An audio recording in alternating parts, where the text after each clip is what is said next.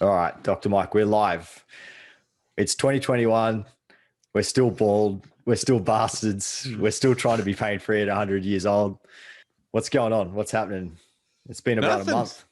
Been about a month. 2021. I hope everybody that thought that the change in the new year was magically going to eviscerate all their problems, and I hope that's going well for you. I have a feeling it's not, but I really hope it's going well for you. Yeah, there was a lot of, goodbye 2020, a lot of fuck you 2020, all this sort of stuff. But I guess the clock ticked over and not much really changed, did it? No, I mean, it's an arbitrary thing.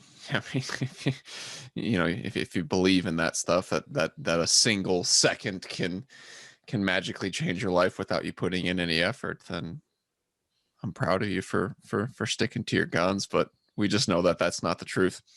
So it's been a month since we last sat down and we sort of wrapped up 2020, which we both agreed was an interesting and good year for some reasons, challenging for others. I guess looking ahead to 2021, there's plenty of good stuff coming up. What's been happening in your neck of the woods over the last few weeks? What's the big changes that have been happening? Yeah, I changed office locations. I upgraded my space. I hired a front desk associate, office manager, whatever you want to call it. Her name's Taylor. She's absolutely lovely. So just getting into the flow of how the office changes when you have a more professional space, when you have a front desk, a room. I put a gym in there for my own personal use. And that's pretty much it. It's just my life has been completely and utterly, and I've been selfishly dedicated to making that change. And you're a doctor now, right? We can call you Dr. Chris. You can call me Dr. Chris. Yeah. How's that feel? It feels good. I don't know. It's a bit like we were talking about with the year ticking over. Nothing really changes. But it's nice. You can sort of put those letters with your name. Yeah, I don't know. It's been such a long time coming, I suppose. It's been such a work in progress for a long time that when it actually happens, you kind of go, I don't know what I should feel right now. Yeah. But it's good. Yeah, it is really nice. I guess it's a representation of a lot of work. So it's nice to be able to have that. And then, I guess it also represents needing to live up to that, needing to actually represent that well, as a doctor and what everything that means. So you won't have an issue with that. You were living up to it before you had it, and you'll continue to live up to it. Yeah, I think that's the key. One thing, right? I'm confident in. Yeah. It's just it's that constant pursuit that we talk about, which is challenging, and it's probably something that we'll talk about off air with international travel being a problem at the moment. But yeah, look, we got to, I guess one of the terms that people use is pivot. You hear this term pivot all the time. We have to, because of coronavirus, we have to pivot this and that. And it's the same deal, like there's the things that I would love to go out and do in terms of extra training and mentoring and stuff like that are not necessarily easy to do or even really possible to do. So, I've got to pivot, and that's what we'll do. So, I mean, there's only so many things that you can control, right? And the coronavirus and international travel bans just isn't one of those things that you have any power over whatsoever. I mean, it's been a tumultuous couple of weeks from a geopolitical standpoint, particularly in the United States. And I just had this moment of clarity about a week ago where I just stopped fucking caring. Excuse my French.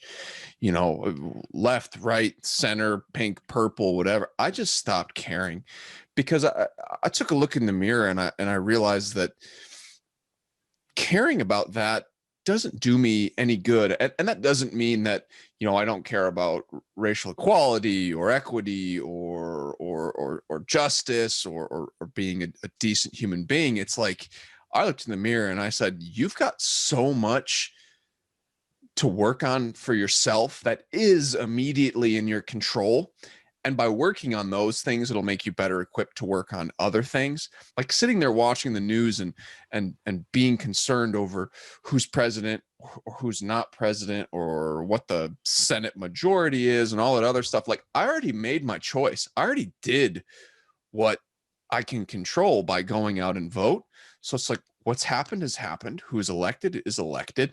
Now it's time for me to look in the mirror and say, what can you do on a day-to-day basis to help your life and to help the things that you care about? So that was like a huge pivot moment. I can't control coronavirus. I can't control politics, whatever. I can't control my taxes. I can't control anything else. All I can do is live the best version of my life and see where that gets me. And chances are it's going to get me into a really good place. And it's a similar situation for you. It's like, you can't control. What are you going to do? Like go to I don't even know where the capital is. Is Sydney the capital of Australia? No, it's not. It's actually Canberra, which is about 3 hours away. But okay, yeah, so you're man, going to get. I could go and wear some horns and some fur and go and storm there and protest and shit. But do nothing. I mean, what are you going to? I was going to make a joke. What are you going to do? Get on your kangaroo and hop all the way over there and demand that your politicians undo the travel ban? It's like, no. What you're going to do is you're going to find a way to accomplish what you can accomplish within the realm of that travel ban. And because you are who you are, you're going to make the most of it relative to somebody else that's sitting there feeling sorry for themselves. So I just stopped feeling sorry for myself and just decided to get the fuck after it, you know? Yeah, I don't know. I mean, we haven't talked about this because we haven't really talked a lot over the last few weeks, but I had the same thoughts in the last week. I was kind of feeling a bit down, going, this sucks and blah blah blah, and I just went, stop being a dick, just figure it out. You can control this, so go for it. Yeah, that's a life lesson. And again, I'm not equipped to handle administering any life lessons to anyone as a 30-year-old without any supracranial hair, but that's the nature of it. Just identify what you can and can't control, and what you can control, pursue like a ravenous freaking hyena, and then let the rest go. Right. I mean, and that concept is constant across all teachings, right? All spiritual teachings, all emotional teachings, all psychological teachings, whether you're Buddhist, you're Christian, you're I don't freaking whatever it is, right? I mean, that's it, right? Control what you can control, and you either leave the rest up to God or you leave the rest up to universe or right? Whatever deity you choose to to worship in that instance. So it's like, just let it be, right? John Lennon style. wrong musical artist. Life lessons with Dr. Mike. So, I mean, the other thing that's happened in the last few weeks is, on the theme of controlling what you can control and rolling with the punches. I believe a certain event happened that affected you pretty significantly. So tell us a bit about that. Yeah, I mean, if we want to use the rolling with the punches analogy, I got punched in the face by good old novel coronavirus 19 or whatever the heck the official term is for it. I got coronavirus. I spent a ton of time moving my office to a new location, so I had to take time off of that. And then 3 days into my brand new office, I tested positive and had to shut down for another week and a half. And it was an experience I would care not to duplicate, but one that, again, I don't know if I would go back and change a lot, because like any experience that's shitty, you figure out a way to learn something. And you might be like superhuman immune now, apparently. Is that the thing? They sort of think that you potentially don't get it a second time, or is that... I don't know. You read so many. The problem is the experts, not that they're ill-equipped to answer these questions, but this thing is so new that the people who do this for a living, right, the virologists, they don't know. They have these hypotheses, and maybe it's here, maybe it's that. The last thing I read was you develop the antibodies within 10 days of the clearance of symptoms, and then they hypothesize that you're in the clear for 120 days. You possess these antibodies. I'm going to get the vaccine before that 120 days lapses. I'm scheduled to get it in a week and a half. So we can talk about that, whether or not I like grow a second penis or a third eye or something like that. Right? You're gonna come get. I'm gonna have like another head growing out of here, like a Harry Potter character. If it's got hair, we might have to talk. You know? I'm gonna come in with like a beautiful like punk rock head of hair and be like, yeah, it just happened as soon as I took the Pfizer vaccine or whatever. But yeah, I'm under the impression that as long as everything goes to plan and there are still vaccines by the time that, you know, my scheduled vaccination time is, which is, you know, who knows at this point, I should be good to go forever, or for as long as the vaccine lasts. And that's a pretty comforting feeling, actually. And it doesn't change how I operate. I'm still wearing a mask, all that other stuff, even though I probably don't have to. But yeah, it feels good to know that, you know, you're not going to get it. It's like, you know, what doesn't kill you makes you stronger, I guess, applies to this situation. Yeah, this is really interesting, I think, mostly for Australians, especially because, you know, we've been very fortunate and we don't have the rates of infection that have been, you know, really kind of, I guess, ravaging America. You know, you guys have really got some high rates. So in terms of our experience, to be able to speak to someone and understand the experience of having recovered from the virus, it's pretty rare. You know, I don't know anyone personally. I don't think I can say I have any friends that know anyone. So, you know, it just to have that sort of, you know, that story, I guess, to understand what it's like. That's pretty cool. I think that's something that'll be really interesting. So I'm kind of interested to know, like, where did you start to suspect that, hey, something's wrong? Like, what were the first sort of symptoms that you started to get? Yeah, I mean, I think one night I had a little bit of a cough, and it's like, it's wintertime here in New York City. So you're kind of like, you're a little bit hypersensitive because everything that's been going around, but then, you know, you can kind of talk yourself out the ledge and be like, dude, the holidays just passed. You know, you could be normal sick, right? Like, so you have a cough and you're like, I don't think too much of it. I woke up the next morning, started treating patients. Because it was my first day back, and what ended up happening. So this was first day in the new clinic? First day in the new clinic. Oh. And you're like, feel a little off, but nothing crazy.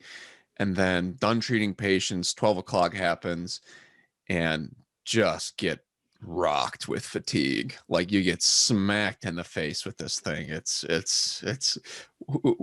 nature is a beautiful thing, because this bug just smokes. And again, I'm a relatively healthy individual, not overweight, don't have any pre-existing conditions, stay active, eat pretty healthy, all that fun stuff. So I immediately at noon, my fiance and I make an appointment to go get tested. Like, immediately. We go in there, I take the rapid test, and I actually come back negative. So I'm like, okay, cool. So tell me, what's the rapid test? Is that like a rapid test? Result? It's like, yeah, it comes back within 15 minutes. Wow. They tell you whether you're positive or negative. The problem is it's not super sensitive. I think one of the fundamental issues in this kind of, I don't want to say country, but in the spread of this virus is that rapid test isn't very good. Right. So I'm like, okay, you know, just normal sick, see what happens in a couple of days, yada, yada, yada. Treat people the next day, the following day, Wednesday, I get an email where it's like, yeah, you got it. So the PCR, the polymerase chain reaction test, comes back positive, supports the symptoms. And, you know, I started my quarantine pretty much immediately after getting that.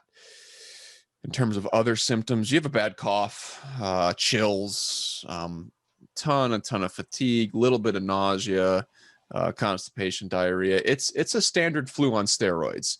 I didn't lose my taste. I didn't lose my smell. One morning I had a little bit of a decrease in taste, but I think it's because I was so congested that I slept with my mouth like wide fucking open. You know, you're like, and you just knock your whatever. Orange juice didn't taste beautiful that morning, but that was it. And So then, yeah, so it hit you go ahead. pretty quickly, right? So these it was like a really sort of quick onset kind of flu, like you kind of need to go sort of, I guess, lay down in bed and just kind of chill out sort of thing. Yeah. And you try to sleep it off. I think I slept for like 6 or 7 hours that first day, just during the day. I got home, took the test, and slept. It was, yeah, and it kind of like goes up and down. So you feel real bad one day, and then you feel amazing the next day, and you're like, I beat this thing. And the scary part is that next day, that third day, you come back down. So you're like, this is it for me, like I can call the lawyer. Make sure obviously it's dramatic in my situation, but you're like, call the lawyer, get everything situated. And then you're laying down so much and you're eating and you're not digesting well. So you have heartburn, and you think the heartburn is lung burning, which makes it a little bit scarier. You're coughing. So I was coughing so hard for a couple of days that I was bursting blood vessels in my esophagus. And like one morning I took a bunch of supplements or whatever. My fiance did a wonderful, wonderful job of taking care of me. Couldn't thank her anymore, but she gave me like 4 or 5 pills one morning, and it was like zinc, turmeric, vitamin D, all this other stuff. And I took it without having any breakfast. And so when I vomited them all up, I vomited blood. And that was like the touchiest moment for me. I was like, oh, snaky, but I wasn't having trouble breathing. It wasn't a sign of actual, like I've had pulmonary contusions before and lung bleeds before, and I know what that feels like. This didn't feel like that. So I said, you know what, if I puke blood one more time, I'll go to the hospital. If not, I'm not going to worry anybody. I didn't tell anybody. I didn't tell my fiance anything like that. I was just like, if I take a nap and don't wake up, that's life. It's been a beautiful one. Dramatic a little bit. And that's it. One of the symptoms that gets talked about sometimes is like, it's been reported like having glass in your chest, like it's really painful to breathe, sort of thing. Was there anything like that? I didn't have anything like that per se. And again, I probably wasn't exposed. I think some of what happens too is the volume of virus that you're exposed to can sometimes contribute to the symptom intensity. And again, I had a bad flu. Maybe 10 or 15% more from a symptom standpoint than a normal flu that you would get during the wintertime in your hemisphere. Now, psychologically, it's much more intense because the fear aspect of it, right? If you come to peace with it, it's all right. And the psychological aspect from being in isolation, just really, and we worked really, really hard to make sure that, I was in this room, basically sleeping on the couch for a week straight, playing a lot of video games, all that other stuff. I do know people personally that were nurses that had that breathing fire sensation that reported it being that bad. I just did not have it personally. How do you handle the at home quarantine situation when you know that you're contagious, and you live with your fiance and there's other people in the house? Like, I mean, how do you sort of handle that situation? Because I guess you want to try and obviously protect everyone, right? Yeah, I mean, the door's closed 24/7.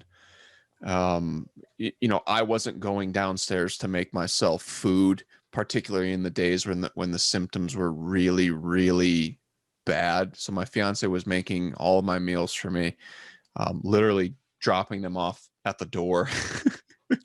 And I had to run and get them before the dog started attacking them. And then, like I'm going into the bathroom and I'm taking my contacts out and I'm wearing a mask. I'm brushing my teeth and washing my hands, and I'm Lysoling everything with basically the aerosol spray.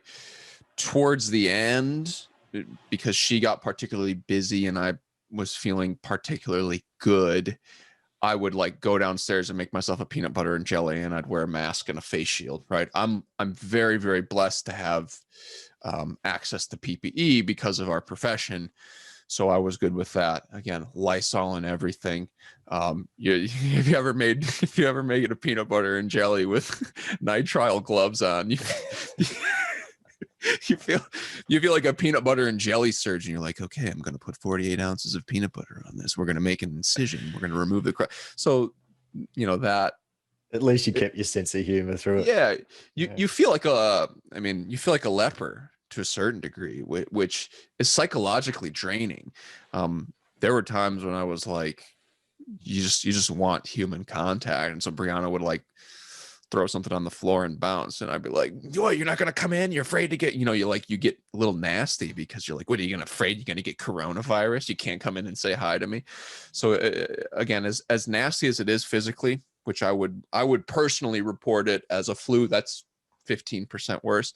The psychological aspect of it makes it maybe 3 or 4 times worse.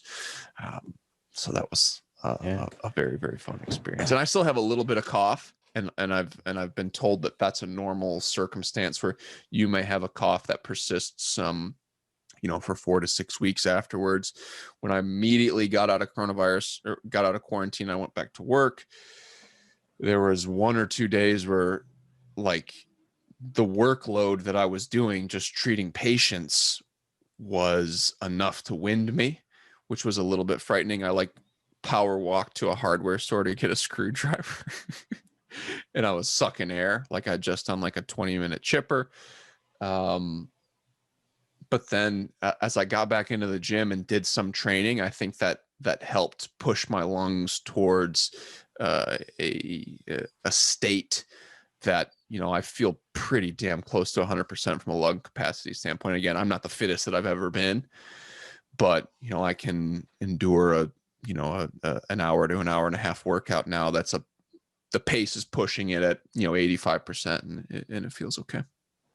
So one of the things that happens in Australia, because we have a fairly low number of cases that occur, and so when there is a confirmed case, there's a team of contact tracers from the government that kick into gear, and they start looking into that person's movements and contacting everyone that in the places that they've been. And so there's a lot of work that happens to try and establish that whole network and then contain it, which seems to be very effective. They've really gotten good at doing that over the last year or so. Is that something that happens in your situation? Do they go through that sort of tracing, or is it that prevalent that that's not really something that is either feasible or it's something that they're interested to do? Well, the city is definitely concerned, and the city definitely contacts you when you get the virus. So yeah, they called me basically as soon as I got off the phone with my physician's assistant. I got a call from the city of New York, just first of all asking me if I was okay, asking if I needed a care package. They did a good job of first displaying care for the person that that has the virus, and they go in and they ask you some questions and things like that. And yeah, they do a good job of contact tracing, but again, it's prevalent enough to where the volume of people that have it, and again, I don't know who's listening in Australia that's been to New York City, but you can't operate on a day-to-day basis in even a semi-normal New York City circumstance without being in relatively close contact with each other. It's just the nature of a big congested metropolis.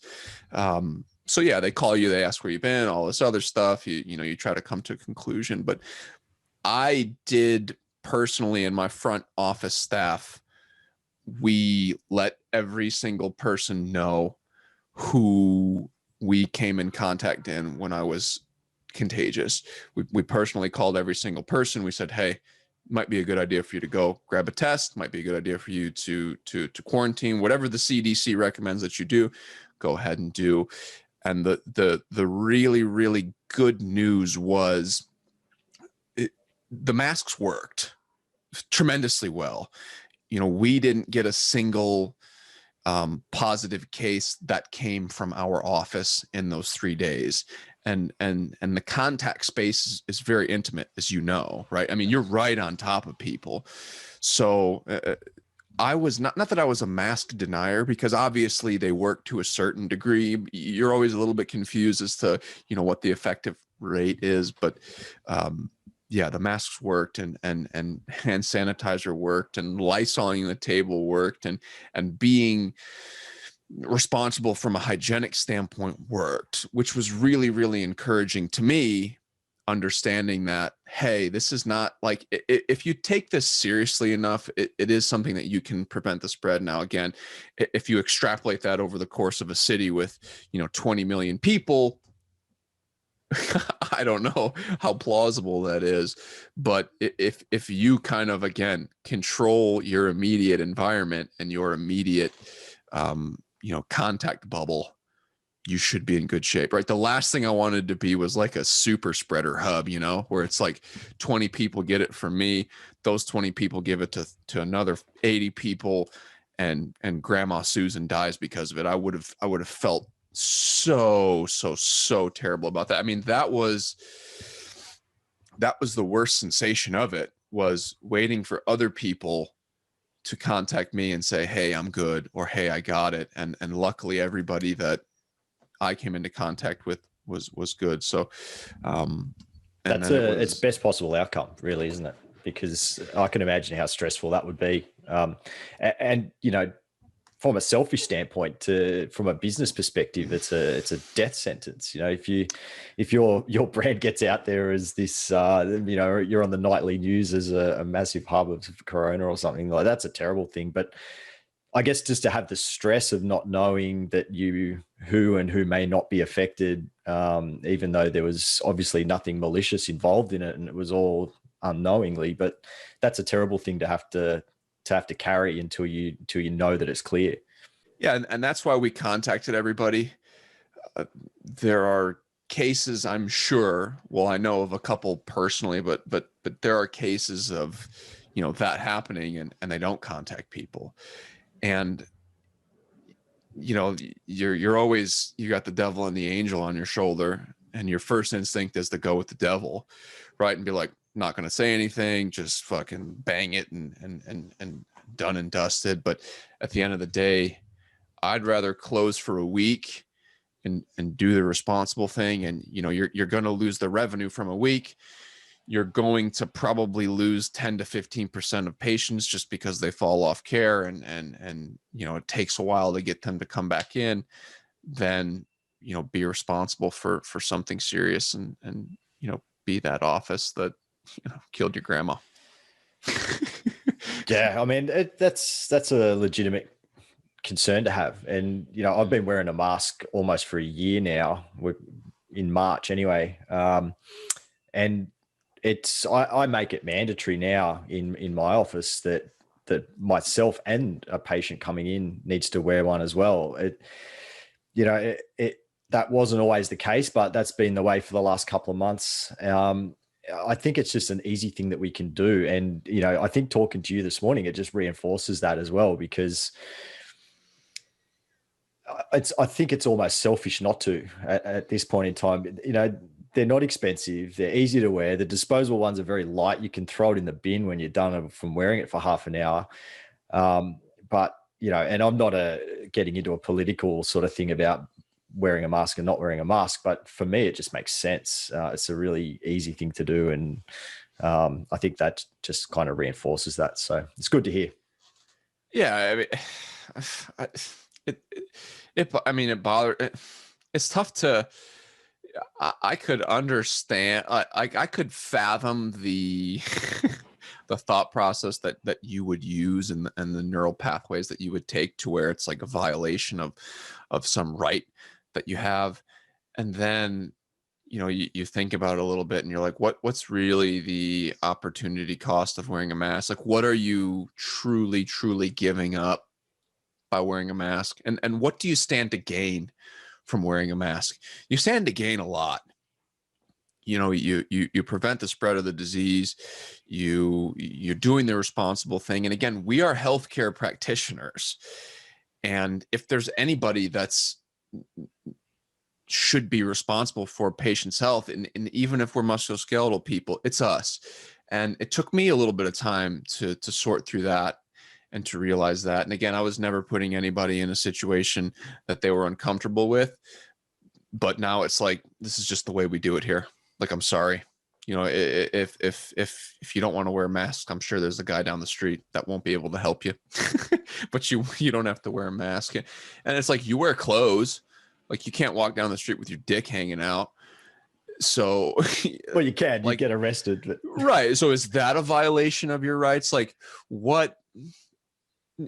To me, a right is inherently something that, you know, that you possess that doesn't infringe on anybody else's health, safety, well-being, or, you know, whatever. We can get into political theory on another day, but it's like you're not violating anything from anything else. You know, like, you know, healthcare is a right. Well, technically, to me, at least personally, and this is probably not going to go well in Australia or Sweden or anything like that, you're inscripting the healthcare professional to have to treat you. So to me, that's a violation of then the healthcare professional is free choice and free will. So there's nothing like that within wearing a mask. It's like, it's a normal thing. It's courtesy. So just do it and don't be a dick. Yeah. Don't be a dick. Don't be a dick. So talk to me about the vaccine, because you mentioned you might be on the list for that in a week or so. There's a few different ones going around. I think in Australia we were going to get the AstraZeneca one, and the government signed up to that. It was roughly 62% effective, which there was a lot of commentary about that being too low. So they're now talking about rolling out Pfizer everywhere here, or at least I can't remember how many million doses, but a fair number of them. The issue I think that they've had is the logistics of it, because it has to be stored at a sub-zero temperature. And so that presents a lot of challenges in our country anyway, with transportation and stuff. But I think in the United States, you've got Pfizer, Moderna. Is there Pfizer more? and Moderna right now? I think Johnson & Johnson is looking to clear within the next month or so. So I think that the Johnson & Johnson one is a teeny bit more stable. I think it's single dose. Again, I'm not familiar with it, but by the time I take the vaccine, it's going to be either Moderna or Pfizer, whichever one the facility has available. Going to get one dose, and then they call you 2 weeks later to set up that second dose. And I believe within 10 days of the first dose, you're 65% immune. And then I think that second dose, the booster, within 10 days after that, you're pretty damn close to 95% above immune. And listen, I took every vaccine known to man growing up. You know, I took a fucking hepatitis A, B, C, even though I wasn't abusing, you know, intravenous drugs or having a ton of anal sex when I was 6 months. But I, you know, I still took that, and I turned out okay. And again, I'm not getting into, you know, the issues with vaccines and things like that. I just don't want to be responsible for spreading it, and I don't want to, you know, put my future family in a position where, you know, they're compromised from a money standpoint, from a revenue standpoint, from a wealth or freedom or health standpoint, by having to close down my clinic for another week and a half. And in a normal circumstance, it's no big deal, but you combine that with change in locations, and, you know, not that, you know, I was never scared, but you put yourself in a position that's a little bit stickier than you'd care to. The timing for you absolutely sucked. Oh, it was brutal. It was brutal. And again, I was pumping 14, 15, 16-hour days getting the new office ready, back and forth, not sleeping very well. So again, from an immune system standpoint, I was probably as compromised as you could possibly fathom. You know, you're tired from New Year's Eve, you drank a bunch of wine, you did a bunch of extracurriculars, all this other stuff. So, you know, I'm assuming that's part of the reason why I got it, relative to maybe, like my fiance didn't get it. We shared the same bed in the most contagious places and contagious times.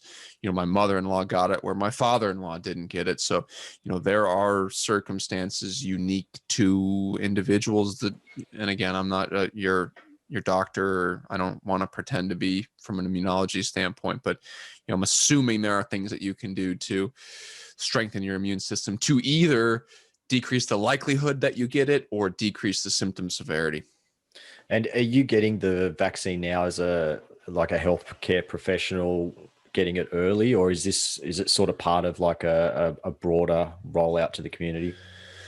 So I'm higher on the list because I am an outpatient private medical practice in New York City. So I think the first round of doses were for first responders, healthcare workers that were in emergency situations. I think people over 75.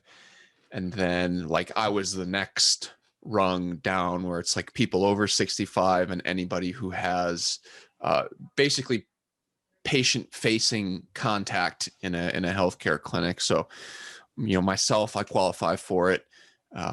Any of my employees qualify for it. So, like my father-in-law already got his first dose. My mother-in-law is getting it the day after me. Technically, since Brianna does work for me, I could do it. She's a little bit hesitant with, wanting to pop out some mini Vanchieris within the next couple of years. So power to her. But yeah, that I'm in like the second group. Have they is there any feedback about what to expect? Like, sometimes when you get a flu jab, and you get some flu like symptoms for a little while, it's almost like it gives you a little bit of that. Similar situation. Obviously you're going to have injection site, soreness and bruising with the inflammatory agent that's going to then, spread that mRNA vaccine around.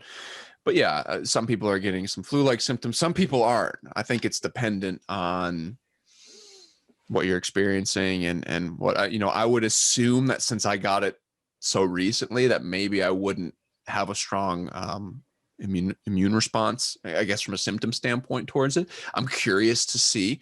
I know people who have gotten the flu shot and then gotten the vaccine and they didn't get any symptoms from the vaccine except a sore shoulder. Pneumococcal pneumonia. I've heard people get that vaccine and then they don't respond as negatively to the vaccine. But again, I don't care. It's just the nature of the beast. I've never gotten a flu shot in my life. But you get other vaccines and you understand what's going on. Yeah, exciting times, I guess. It's a lot going on in the world. I mean, I think the fact that we've got this vaccine available to us now, we've been dealing with this for a year, basically. There was the anniversary, I think, last week of the first case in Australia. So yeah, we basically had it here for a year now, but I guess that time's just gone really quickly. At least it feels like that, it's such a ingrained part of our society now. Like just, if we go back a year ago and you'd sort of see someone walking around in a surgical mask, man, that stood out. Like that was weird. Now you notice the people that don't have them. Like what a weird turn of events in a year, right? And you watch TV and you see people not wearing masks and you're like, you have a little heart palpitation. Like I was watching the I think it's the Great British Baking Show or something on Netflix where there's a bunch of British people baking cakes and shit. And the host like goes over to somebody's batter and is like, and she takes like a fingerful of the batter to taste it. And Brianna and I are watching this and we're like, oh my God, like you just have that visceral reaction to it. And I hope and I pray and that one day, and again, who knows, one day we'll be able to go back to finger dunking, a cake batter and not feel as apprehensive or that won't be so much of a risk. Again, I think one of the positive things to come out of this, people will be more aware of personal hygiene and washing their space and washing their hands and all that other stuff, which is a great thing. Right. But man, I'd like to be able to shake people's hand again. Yeah. I'd like to be able to see people. I miss that. This down, right? I want to see if your teeth are fucked up. Like, show me if your teeth are fucked up. That's what I want to know. Right. Like luckily you and I are happily monogamous and on our way to marriage. I mean, could you imagine How the fuck would you date? trying to like walking down the street being like, I wonder what the bottom of her face looks like. Wow. Eyebrows, eyes, and eyelashes. Oh, beautiful. What if she's got buck teeth? Right? Yeah, What if she's got a snaggle tooth? You have to date online now, I would assume. I would assume that there's no fathomable way that, you know, you're going to the grocery store and some girl's coming up to you and hitting on you or vice versa. You know, well, that just, I guess that really changes the dynamics of that, right? Because you really, then you're relying on everyone's profile picture. And if anyone's done online dating before, we all know that those profile pictures probably a load of shit most of the time. It's either a complete catfish job or it's a photo that was 5 years ago, which is not relevant now, or something along those lines. So yeah. Brianna and I actually met. We met on a dating app, a little juicy one called Tinder, and I've never heard of that one. Never heard of that. You never heard of that one? Haven't used that one at 2 a.m. on a Friday night one night. But anyways, one of the things I noticed about her was that she looked exactly like her pictures. Like she was legitimately very, very photogenic, beautiful photos. And then when we went out, again, same thing, legitimate, beautiful, awesome human being.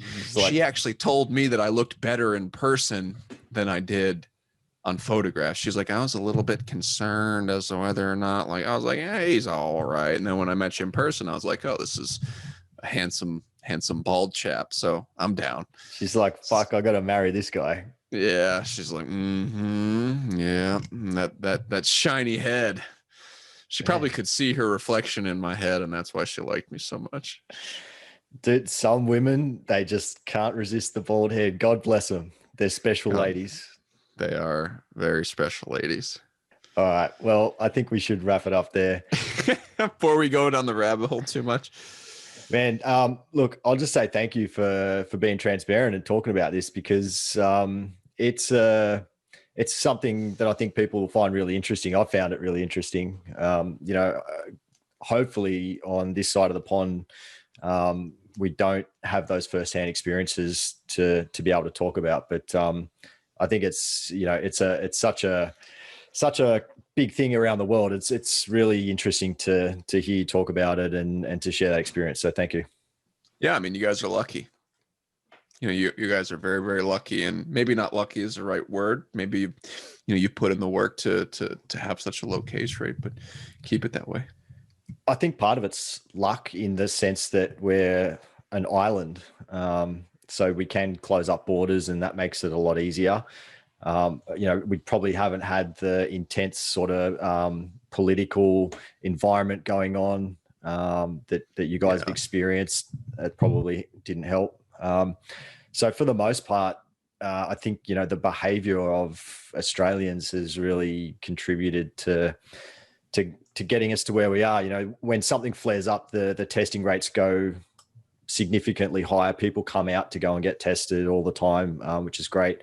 People are wearing masks. You know, it's when they got kind of made mandatory, I sort of expected that we'd see a lot more people just kind of going, fuck it, whatever, I don't care. But, you know, to the credit of the community, people have come out and done the right thing. And we're having days in a row now with no reported cases. Awesome. So yeah, we are super lucky. So yeah, hopefully we get to that point. As we've talked about before, Americans are a special breed for better or for worse. And I guess Australians are a special breed for better or for worse too. All right, man. Well, that's the beauty of this podcast, I suppose. So, all right, Captain. Have a wonderful day, my man. Enjoy it. It's dark here already. We'll talk to you soon. See you, bud.